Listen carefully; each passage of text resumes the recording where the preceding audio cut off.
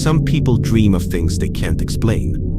Others wake up in tears, not knowing why. But what if those dreams started becoming real?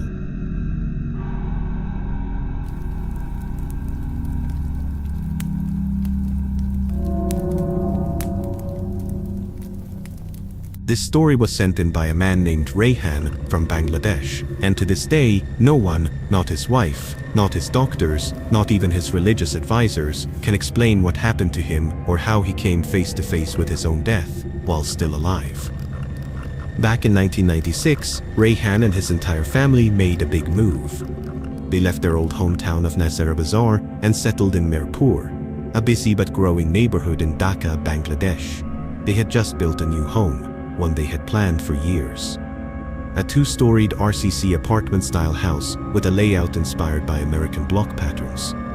The homes were closely packed, maybe 8 to 10 feet apart from the neighbors, but they had enough space to build a small lawn, a garage with a metal shutter, and a main gate that separated the property from the street. On the first floor, 2 rental flats were occupied by tenants. The second floor was reserved for Rayhan's large joint family dot. Rayhan lived with his wife and young child. His brother and his family occupied the flat next door. Their parents had a separate unit on the same floor. Only Rayhan's sister lived away with her husband. The move was exciting. A new home, a fresh start.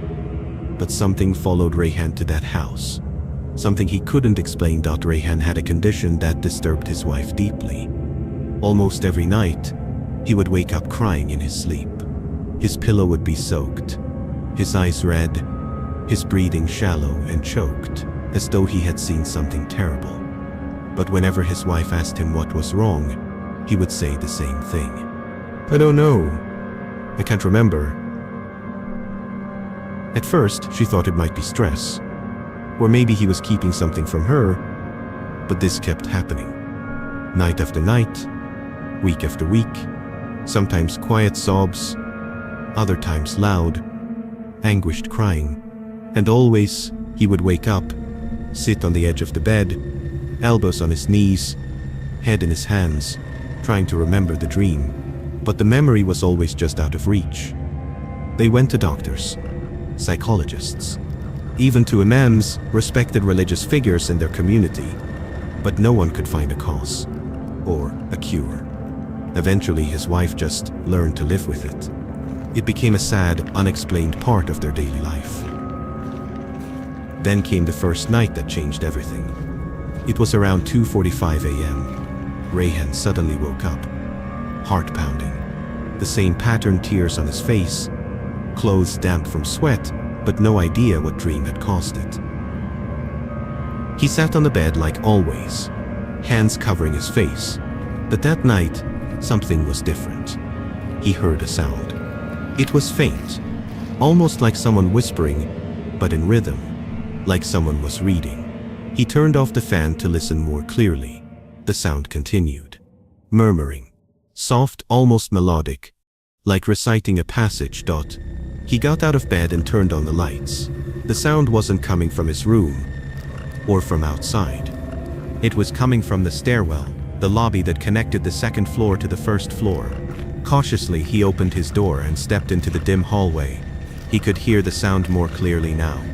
Someone was reciting verses from the Quran, not loudly but in unison. He leaned over the stair railing and looked down. What he saw made his heart skip a beat. In the darkness of the first floor stair lobby, he saw dozens of white prayer caps, tupis, worn by religious Muslims during rituals. He couldn't see faces clearly, but there were at least 25 to 30 men standing in rows, all reciting the Quran together.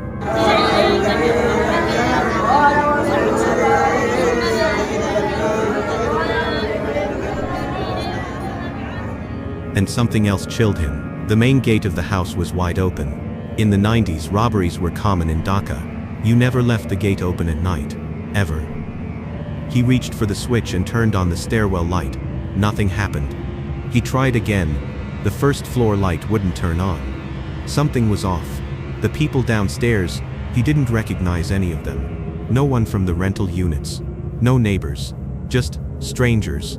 Unsettled, he backed away from the stairs, closed the door and sat on his bed until dawn. The next morning, he asked one of the tenants, an older man, if there had been any religious gathering last night. The tenant looked confused. "No, I didn't hear anything," the man said. "I would have known. I was home all night." Rayhan didn't know what to think. Had he imagined it? 6 months passed without incident. Rayhan still cried in his sleep. But no more strange gatherings. Until one night. Same time, same routine. He woke up in tears. But this time, instead of reciting, he heard crying, echoing from the stairwell below. He stood in the hallway, frozen. The sound was so real. One important thing that I forget to mention. Around that time, Dhaka was facing a brutal heat wave.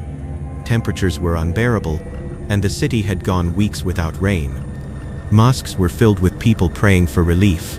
That Friday, Rayhan attended the prayer, despite feeling sick and weak. After returning home, he felt chills, ice-cold air on his back, in the middle of blistering heat. "Is it raining outside?" he asked his wife. She stared at him. "What are you saying?" "I'm sweating like crazy."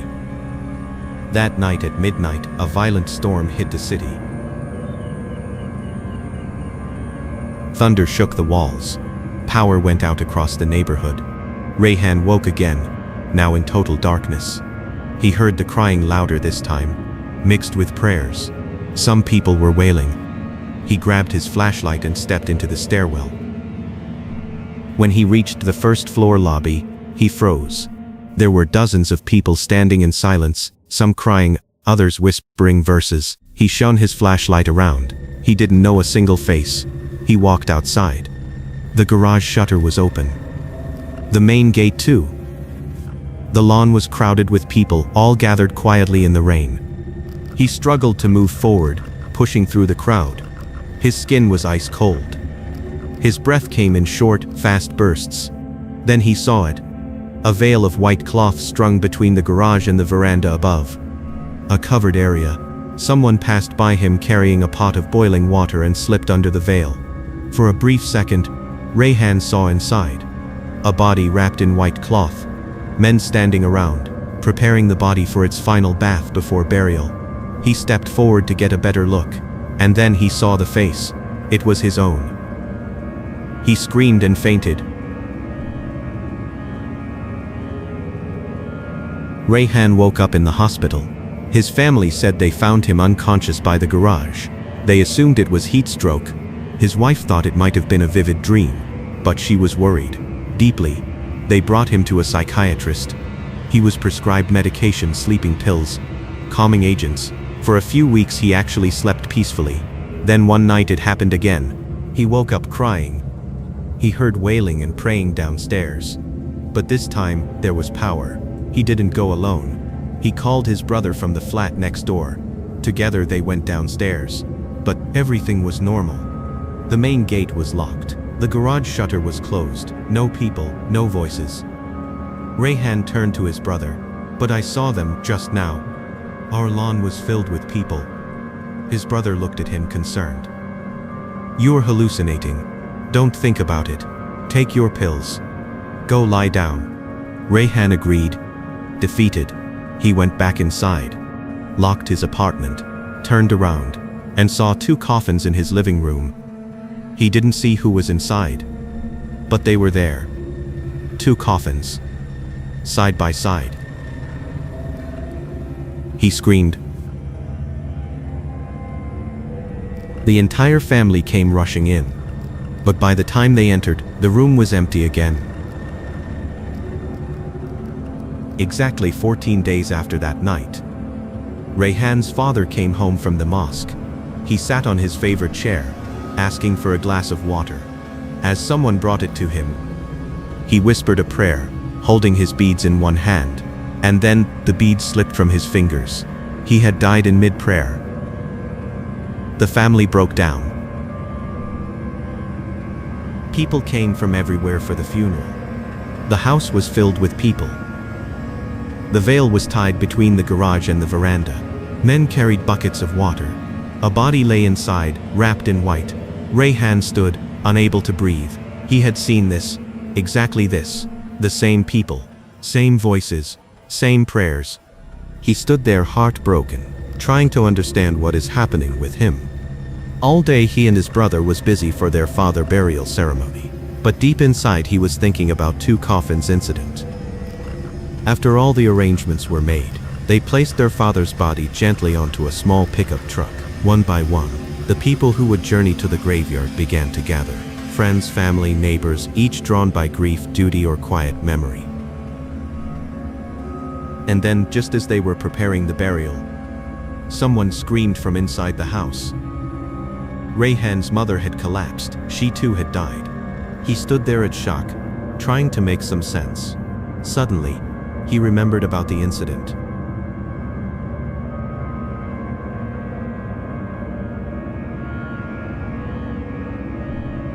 Rayhan is alive today.